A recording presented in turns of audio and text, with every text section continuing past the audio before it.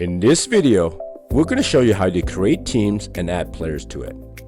If you're planning to use Schedule Manager and Stats Controller, this is a required option.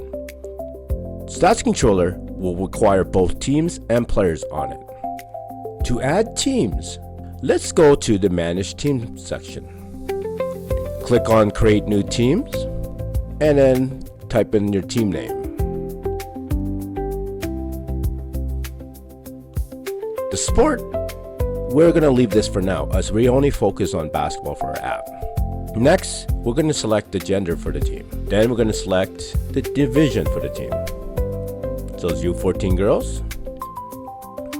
And then the team color. I'm going to choose black. For the team type, click on My Team if it's your team, or Opponent, the opponent that you're playing. I'm going to click on My Team. And then click on Create Team. And that is it. To create players, we're going to click on the team we just created. And then we're going to add the players by clicking on Add First Player. Let's go and put the player's number.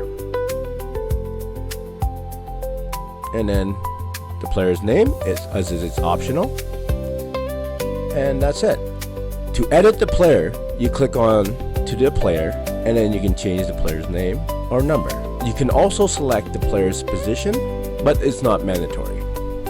You can also delete the player by swiping left, and then there's a delete button. If you want to edit the team, you click onto the pencil icon. As you can see on the screen there, underneath the CourtClok team name, you see the team code. This team code is what fans use to enter in the fan section, the team code to follow the team, their schedule, the stats, their scores. For this, we're going to get into more details in future videos. As you can see, we are done. If we want to delete the team, we can also swipe left and then you can delete the team. If you have many teams that are listed on your app, you can click on the filter icon on top of here.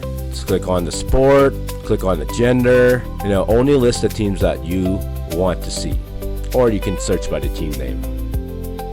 We are done creating teams and adding players.